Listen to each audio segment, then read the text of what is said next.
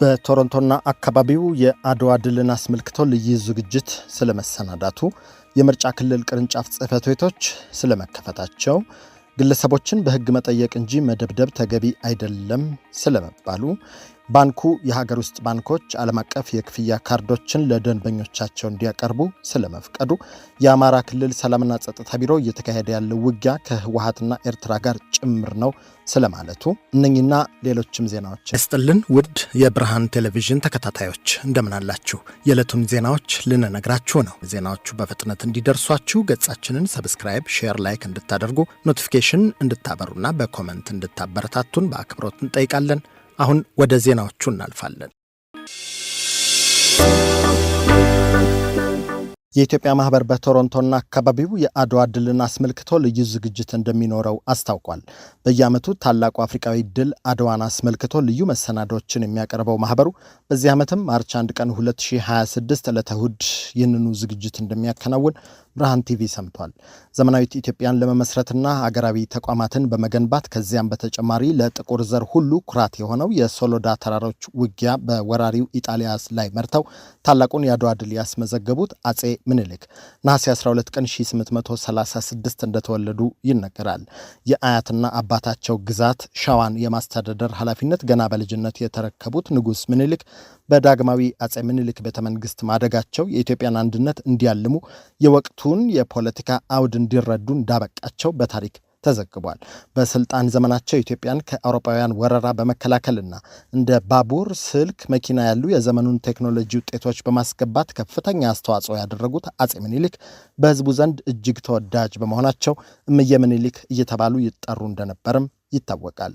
የዳግማዊ አጼ ምኒልክ ታላቅ ገድል ሆኖ በትውልዶች ሲዘከር የኖረው የአድዋ ድል ዘንድሮ 130ኛ ዓመት መታሰቢያውን በማስመልከት በቶሮንቶና አካባቢው ከሚገኙ ኢትዮጵያውያን ጋር በድምቀት ለማክበር የተዘጋጀው የኢትዮጵያ ማህበር በቶሮንቶና አካባቢው ማህበር ዕለተ እሁድ ማርች 1 ቀን 2026 በጎህ አቬኒው በሚገኘው ፔፕና ዳንፎርዝ መጋጠሚያ አጠገብ እንደሚካሄድ አስታውቋል። ለረዥም ዓመታት በተካሄደውና ዘንድሮም በሚደምቀው በዚህ መሰናዶ በጀግኖች አልባሳት የታጀበ ቲያትር፣ አድዋን የሚዘክሩ ሙዚቃዎች ይቀርባሉ።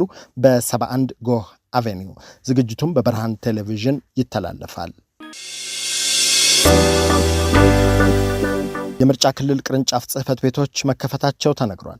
የምርጫ ክልል ቅርንጫፍ ጽሕፈት ቤቶች ከ14 ወደ 22 ከፍ ተደርገው የቁሳቁስና የሰው ኃይል ማሟላት ስራ መከናወኑን የጠቀሰው የኢትዮጵያ ብሔራዊ ምርጫ ቦርድ ባወጣው መግለጫ የቅጥር ማስታወቂያ አውጥቶ የመለመላቸውን የክልል ምርጫ አስፈጻሚዎች ለፓርቲዎች ልኮ ገለልተኝነታቸው ላይ ጥያቄ ያላቸውን ለይቶ ወደ ስራ መግባቱን አስታውቋል። በሌላ በኩል የዲጂታል የመራጮች ምዝገባ የ3G ሽፋን ያለባቸው አካባቢዎች ላይ ብቻ እንደሚካሄድ የገለጹት የብሔራዊ ምርጫ ቦርድ ሰብሳቢዋ ወይዘሮ ሜላተወርቅ ኃይሉ በበይነመረብ ሽፋን እንዲሁም በመሰረተ ልማት ክፍተት ምክንያት የመራጮች መብት ችግር ውስጥ እንዲወድቅ አያደርግም ብለዋል። ግለሰቦችን በሕግ መጠየቅ እንጂ መደብደብ ተገቢ አይደለም ተብሏል። በአዲስ አበባ ከተማ አስተዳደር በጉለሌ ክፍለ ከተማ የአዲስ አበባ ፖሊስ አባል አንዲትን እንስት በዱላ ደጋግሞ ሲደበድባት እሷም መሬት ላይ ስትወድቅ የሚያሳይ ቪዲዮ ከሰሞኑ መሰራጨቱን ተከትሎ መነጋገሪያ እንደሆነ ይታወሳል። የፖሊስ አባሉ ፈጸመ የተባለውን ድብደባ አስመልክቶ የትና መቼ እንዴት እንደተፈጸመ፣ በወንጀል ፈጻሚው ላይ ምን እርምጃ እንደተወሰደ ቲግቫህ ኢትዮጵያ የአዲስ አበባ ፖሊስ ጠቅላይ መምሪያን ማብራሪያ እንደጠየቀ ዘግቧል። የመምሪያው የኮሚኒኬሽን የህዝብ ግንኙነት ኃላፊ ኮማንደር ማርቆስ ታደሰ በሰጡት ማብራሪያ እሁድ ዕለት ጉለሌ ክፍለ ከተማ አዲሱ ገበያ ፖሊስ ጣቢያ አካባቢ በአንድ ሆቴል ውስጥ ኳስ ጨዋታ እየታየ እንደነበር አውስተው ከኳሱ ጋር በተገናኘ በሁለት ጎራዎች ጸብ ተፈጥሮ ስለነበር ያንን ለማብረድ ፖሊስ በቦታው ላይ መገኘቱን፣ ከተገኙት ሰዎች አንዱም ኮንስታብል አደባባይ ዘለቀ እንደሆነ ጠቁመዋል። በማህበራዊ ድረገጽ ላይ የተለቀቀውና ከአራቱ ፖሊሶች መሃል ሴቷን በዱላ ሲደበደብ የሚታየው እሱ ነው ያሉት ኮማንደር ማርቆስ ምድብ ስራው የመረጃ ሰራተኛ ነው የተባለው ኮንስታብል አደባባይ የጸጥታ ጉዳይ የማይመለከተው ሆኖ ሳለ ለምን ያን አይነት አስከፊ ስራ እንደሰራ ግልጽ አይደለም ብለዋል። ግለሰቧ ምንም ብታደርግ እንደዚህ አይነት እርምጃ መውሰድ ተገቢ አለመሆኑን የገለጹት የህዝብ ግንኙነት ኃላፊው በቁጥጥር ስር አውሎ መጠየቅ ካለባት በአግባቡ እንድትጠየቅ ማድረግ እንጂ መደብደብ አይፈቀድም ብለዋል። ተደብዳቢዋ ያለችበትን ሁናቴ በተመለከተም የከፋ ነገር ቢኖር መረጃ ይደርሰን ነበር፣ የከፋ ነገር የለም በማለት ቀጣይ ሂደቱን እንደሚገልጹ መናገራቸውን ቲክቫ ዘግቧል። በተያያዘ መረጃ አንዳንድ ግለሰቦች የሚፈጠሩ ችግሮችን አጉልተው እስከዛሬ ፖሊስ የሰራቸውን ስራዎች የሚያጠለሹ አሉ ያሉት ኮማንደር ማርቆስ ፖሊስ ግለሰቡን በቁጥጥር ስር አውሎ ጉዳዩን በምርመራ እያጣራ እንደሆነ ገልጸዋል። የኢትዮጵያ ብሔራዊ ባንክ የሀገር ውስጥ ባንኮች ዓለም አቀፍ የክፍያ ካርዶችን ለደንበኞቻቸው እንዲያቀርቡ ፈቅዷል። የኢትዮጵያ ብሔራዊ ባንክ በሀገሪቱ የሚንቀሳቀሱ ባንኮች የውጭ ምንዛሬ ሂሳብ ላላቸው ደንበኞቻቸው በዓለም አቀፍ ደረጃ የሚያገለግሉ የክፍያ ካርዶችን እንዲያዘጋጁ መፍቀዱ ተሰምቷል። ይህም ደንበኞች የኤሌክትሮኒክ ግብይቶችን ጨምሮ የተለያዩ የውጭ ሀገር ክፍያዎችን በቀላሉ እንዲፈጽሙ የሚያስችል መሆኑ ተነግሯል። የኢትዮጵያ ብሔራዊ ባንክ የካቲት 4 ቀን 2018 ባወጣው መግለጫ የውጭ ምንዛሬ ገበያን ይበልጥ ለማጎልበት የሚያስችሉ ሰፊ የማሻሻያ እርምጃዎችን መውሰዱን ይፋ ማድረጉ ይታወሳል። ይህ እርምጃ አገሪቱ ከሐምሌ 2016 ጀምሮ ተግባራዊ እያደረገችው ያለውን የተሟላ የማክሮ ኢኮኖሚ ሪፎርም አካል መሆኑ ባንኩ አስታውቋል። ብሔራዊ ባንክ ይፋ ባደረገው መመሪያ መሰረት የአገልግሎት ላኪዎች ከስራቸው የሚያገኙት የውጭ ምንዛሬ ሙሉ በሙሉ በሪቴንሽን ሂሳባቸው ውስጥ ያለምንም የጊዜ ገደብ እንዲይዙ ተፈቅዷል። አዲሱ መመሪያ ባንኮች ለሕክምናና ለትምህርት ጉዳይ ያለ ቪዛና የአውሮፕላን ትኬት እስከ 20,000 የአሜሪካ ዶላር ወይም ተመጣጣኝ የሌላ ሀገር ገንዘብ ቅድመ ክፍያ ማከናወን የሚችሉበት አሰራር መመቻቸቱም ተመላክቷል። የአማራ ክልል ሰላምና ጸጥታ ቢሮ እየተካሄደ ያለው ውጊያ ከህወሓትና ኤርትራ ጋር ጭምር ነው ሲል ገልጿል። የአማራ ክልል ሰላምና ጸጥታ ቢሮ በአሁኑ ወቅት በአማራ ክልልም ሆነ በመላው አገሪቱ እየተካሄዱ ያሉ ግጭቶች አመራርና ሎጂስቲክስ የሚቀርብላቸው ከመቀሌና አስመራ ነው ሲል ከሷል።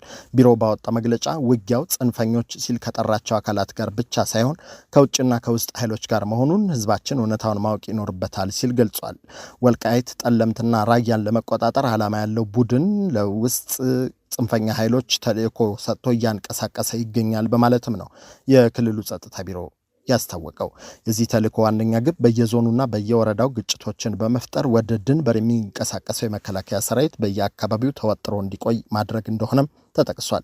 ይህም ያለምንም ከልካይ የተጠቀሱትን አካባቢዎች ለመቆጣጠር ያለመ ስልት እንደሆነም ነው ያስረዳው። ቢሮው አክሎም እየተካሄደ ያለው ውጊያ ከላኪ ታሪካዊ ጠላቶችና ከተላላኪ የውስጥ ባንዳዎች ጋር መሆኑን ገልጾ መላ ህዝብ አካባቢውን በንቃት እንዲጠብቅና በራሱ አቅም የህግ የበላይነትን እንዲያስከብር ጥሪ አቀርበዋል። የህብረቱ የሥራ አስፈጻሚ ምክር ቤት ስብሰባ ውይይቱን ቀጥሏል። አገራቸው በአፍሪካ ህብረት ፕሬዝዳንትነት ግንባር ቀደም አህጉራዊ ሚና እንደተጫወተች ያወሱት የአንጎላ ሪፐብሊክ የውጭ ጉዳይ ሚኒስትርና የሥራ አስፈጻሚ ምክር ቤቱ ሊቀመንበር የሆኑት ክቡር አምባ ቴቴ አንቶኒዮ ባደረጉት ንግግር በአባል ሀገራት መካከል የበለጠ አንድነትን ለማጎልበትና በአህጉሪቱ ውስጥ ስትራቴጂካዊ አጋርነትን ለማጠንከር ጽናትና ቁርጠኝነት እንደሚያስፈልግ አውስተዋል።